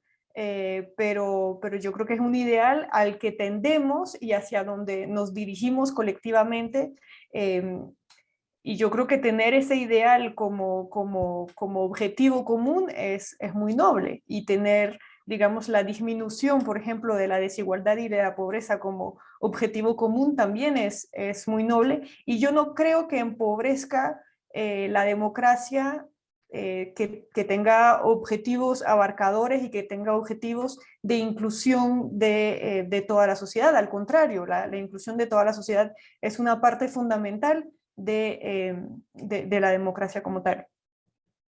Espero haber respondido a la pregunta. Muchas gracias, Claire. Yo me imagino que esa pregunta es de las que es muy riesgoso resumir en una respuesta en un par de líneas, pero me parece que efectivamente no debemos abandonar nuestras grandes ambiciones con respecto a lo que es posible bajo el régimen democrático, ¿no? Y una de esas cosas, por supuesto, que es la mayor igualdad entre los ciudadanos. Vuelvo sobre Aleida preguntándole sobre un tema en el que ella también hizo una mención puntual, que era el de los outsiders. Y no tanto por Panamá concretamente, sino por el estado de la democracia en América Latina, donde ha sido un fenómeno ya cada vez, podríamos decir, frecuente, por lo menos no es ya tan excepcional como lo fue en algún momento. ¿Cómo ves la renovación de los sistemas políticos a través de esas alternativas de outsiders o renovación de los actores ya preestablecidos? Uy. Creo que es una pregunta súper interesante. Mentiría si tengo una respuesta clara. Yo creo que lo que vemos en la región es que las respuestas han tenido resultados mixtos, ¿no? Yo creo que lo que muestra es el gran descontento, la falta de credibilidad de la ciudadanía a las formas tradicionales de representación, y que se han buscado nuevas alternativas. Ahora, en la implementación, no voy a mencionar países obviamente, pero creo que algunos outsiders también han tenido retos muy importantes para exactamente lo mismo, de dar respuesta a las necesidades de la ciudadanía, que es al final de cuentas lo que creo que todos los expositores desde las palabras iniciales hasta ahora han dicho. No, la falta de confianza con la democracia o credibilidad que se puede percibir no solo en América Latina, sino a nivel mundial, con la sensación de que las instituciones y las personas que están en el poder no están respondiendo a las necesidades de los ciudadanos. Y la respuesta de los outsiders no necesariamente, no voy a decir que en todos los casos, han sido mejores que las de los otros, de los más tradicionales. Entonces ahí quizá lo que hay que pensar es cómo se busca alternativas para un poco cerrar esta brecha entre la democracia electoral con la democracia, o sea, por eso decía una gobernanza efectiva en democracia, en el cual, y me gustó mucho el ejemplo que daba Carlos, ¿no? De respuesta a las necesidades de la población, de retroalimentación de la ciudadanía al Estado, al gobierno, de manera continua, y que genere esa respuesta. Yo creo que eso también es mucho más fácil de hacer a nivel local, y creo que es una de las agendas que tenemos que trabajar, ¿no? De cómo generar esta respuesta a la ciudadanía y trabajar con los gobiernos para que lo hagan, ¿no? Muchas gracias. Otra de las preguntas desde las plataformas para el doctor Gasnell: ¿cómo ve la democracia en Panamá de acuerdo a la participación de la libre postulación en un país partidista? Según el que hace la pregunta. Yo no hablé de eso en mi presentación, pero está bien. Es democracia, ¿no? La gente puede Totalmente, preguntar lo que quiera. Y yo puedo responder lo que quiera también, ¿no? Totalmente. Muy bien. No, yo creo en la libre postulación como opción, desde luego, ¿no? Yo aplaudo, yo formo parte del Foro Ciudadano de Reformas Electorales y impulsamos desde luego que hubiese más garantías para la libre postulación, pero desde luego con responsabilidad, ¿no? Yo creo que los que están ofertando esa posibilidad, desde luego que deben también dar garantías a la población de que tienen una organización detrás, de que no se trata de una sola persona, ¿no? Y no haciendo el símil con un partido político, porque dirá, bueno, ¿por qué un candidato a la libre postulación también debe tener una estructura? Y si tiene una estructura, ¿por qué no se constituye en partido político? Un poco el dilema y el cuestionamiento que hay de las candidaturas a la libre postulación, ¿no? Yo lo que creo que lo importante y fundamental es que exista esa opción de una persona que no está vinculada a un partido político y que pueda ofrecer unas ideas distintas. Y ya vendrá el tema, desde luego, que para ofrecer más confianza tiene que tener una estructura detrás, una organización por regiones, una representación en las regiones, porque al final una persona, un individuo, es muy difícil que pueda representar una garantía de buen gobierno. Tiene que tener un conjunto de personas colaborando, ayudando, que sea visualizando que ese vaya a ser el equipo de gobierno que lo vaya a acompañar, ¿no? Pero yo creo que es fundamental que exista la posibilidad, la oportunidad y los ciudadanos tengan la opción de elegir, ¿no? Yo tampoco lo veo como un ensayo, como un experimento. Yo creo que ya hemos avanzado suficiente. Yo creo que ya es la tercera elección que vamos a tener la posibilidad de tener candidatos por libre postulación. Yo creo que los candidatos también han recibido el mensaje de la ciudadanía y ya saben qué es lo que se espera de una candidatura por la libre postulación. Y yo creo que han hecho los ajustes del caso y será una elección interesante en donde volverán a darse la posibilidad de que las candidaturas por libre postulación obtengan un número significativo. Muchas gracias. Para una pregunta también de las plataformas, se pregunta, quisiera consultarles dentro de todos los ciclos históricos de procesos electorales, ¿cuáles han sido las grietas que han causado daño en la democracia de su país? Quizás es una pregunta que pudieran responder también los otros miembros de la mesa. Repito, consultarles dentro de todos los ciclos históricos de procesos electorales, ¿cuáles han sido las grietas que han causado daño en la democracia de su país? Las misiones de observación electoral, cada vez que hay un ciclo electoral, hacen un informe. Primero hacen un informe como muy inmediatamente después de las elecciones y suelen hacer un informe algunas semanas, algunos meses después, justamente sobre las debilidades, fragilidades, fortalezas del ciclo electoral.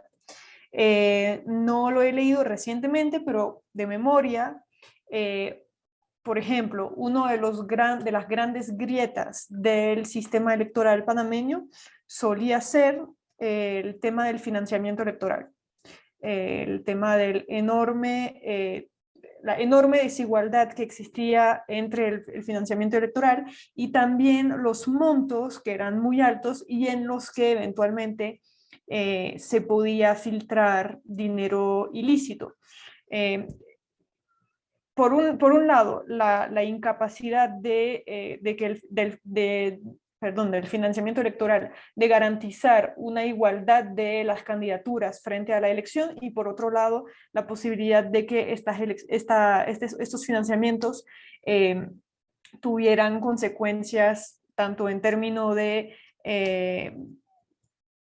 políticos que quedan, digamos, atados a sus fuentes de financiamiento, como posibles intromisiones de dineros ilícitos en la política panameña. Eso era uno de los grandes temas. Otro tema muy importante es el tema de la paridad.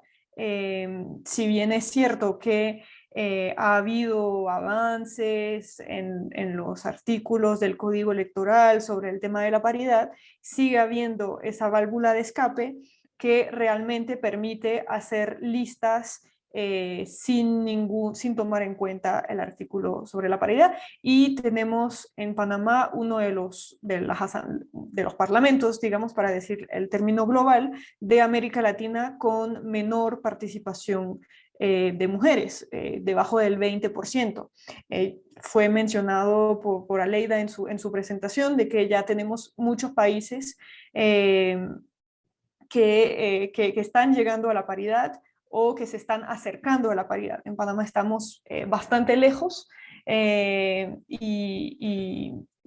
esos serían los dos que recuerdo. Hay otros, pero son los dos grandes temas que siguen pendientes en el código electoral por mejorar y por cerrar brechas y grietas democráticas.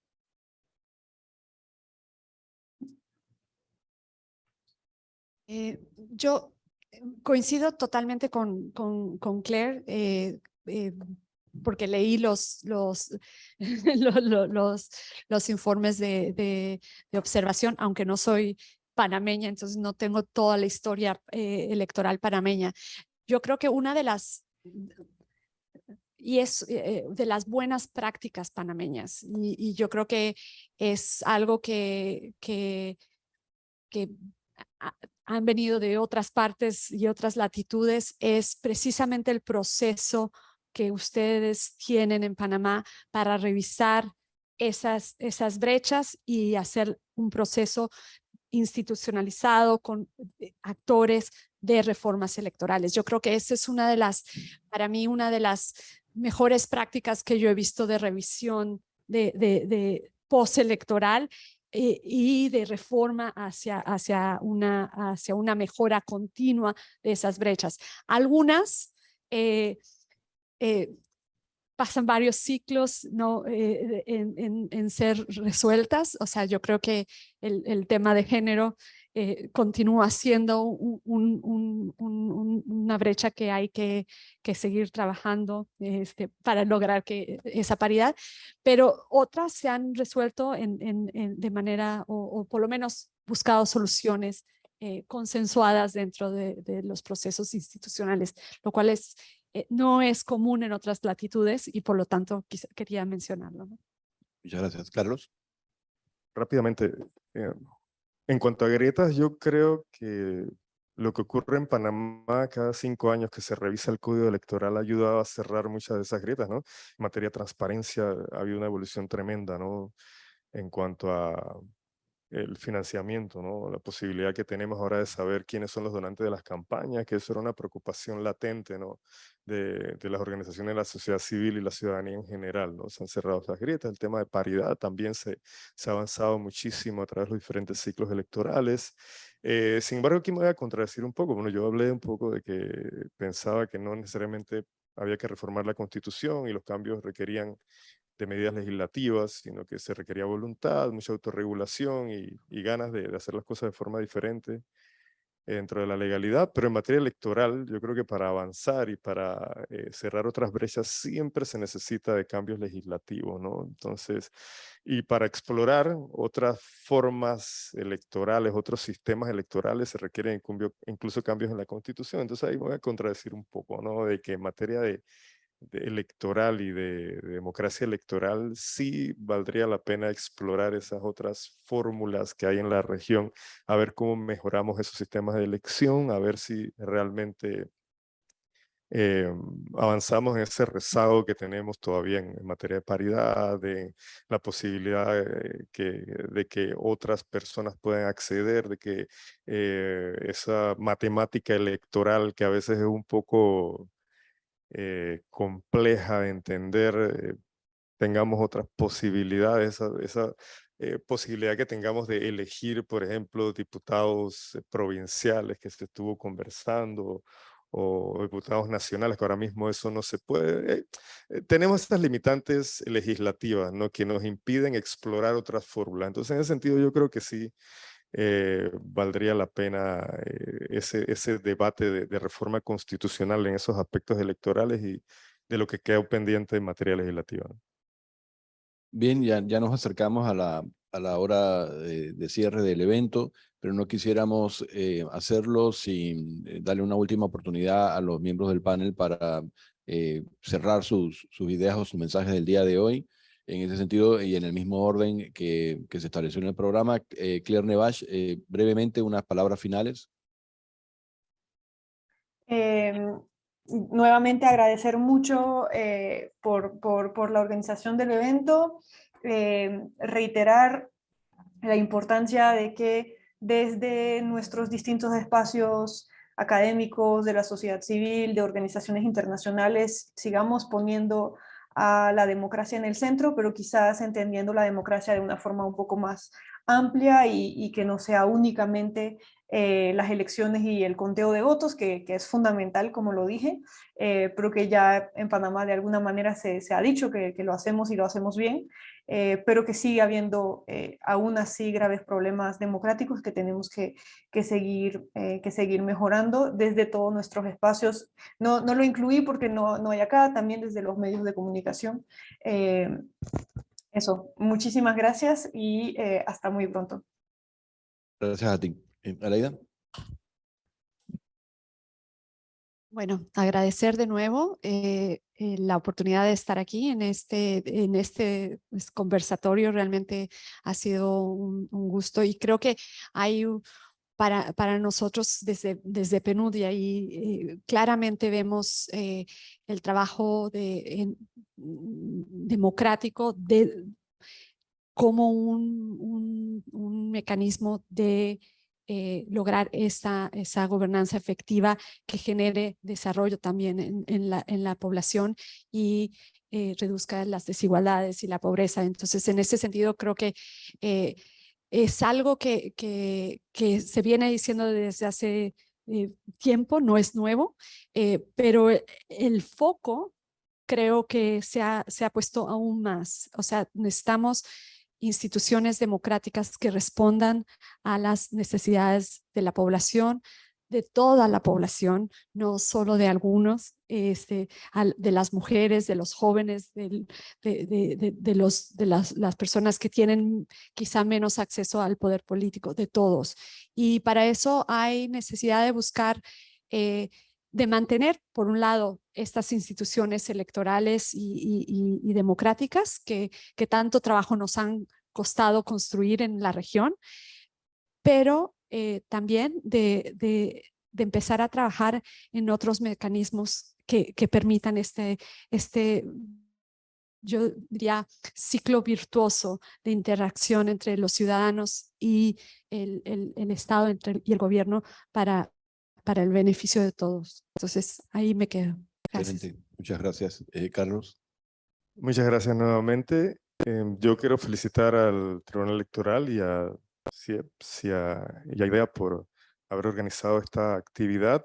Sin embargo, yo creo que no hay que hablar de democracia solamente el Día Internacional de la Democracia. Yo creo que esto deberían ser actividades constantemente, ¿no? Pero no solamente de hablar de los retos de la democracia, ¿no? Sino constantemente hablar, una vez al mes, invitar a ciudadanos a que expongan sus ideas, a que hablen. Yo creo que esto se debería volver algo como mucho más natural, ¿no? Y que no sea solo el Tribunal Electoral el que lo haga, ¿no? Que sean diferentes organizaciones que abran estos espacios para que esto sea algo mucho más natural, ¿no?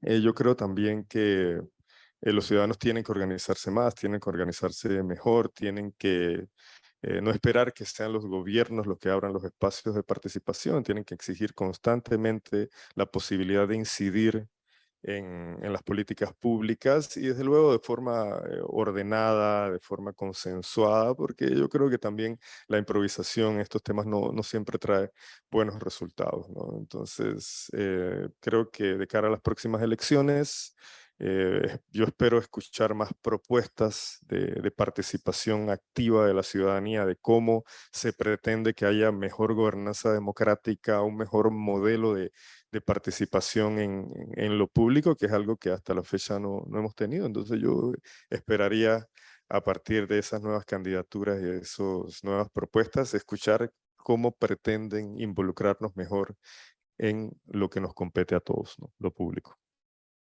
Muchísimas gracias. Con esas tres reflexiones finales damos por terminado el evento del día de hoy.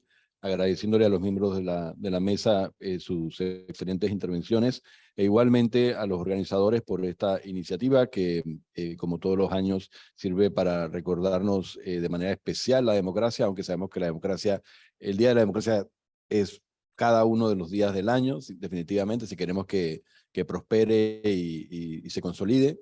Y finalmente, gracias al auditorio que a través de las plataformas, pero también presencialmente, han permitido que esta actividad coja sentido, tome sentido, porque efectivamente es para el público, es para los ciudadanos de este país que se hacen estas actividades y no para sencillamente hacer academia, ¿no?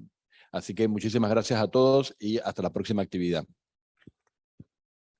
Damas y caballeros, de esta forma damos por concluido este importante foro en conmemoración del Día Internacional de la Democracia. Agradecidos por su presencia, se les invita a un refrigerio que se servirá a la salida izquierda de este auditorio. Que pasen un excelente día.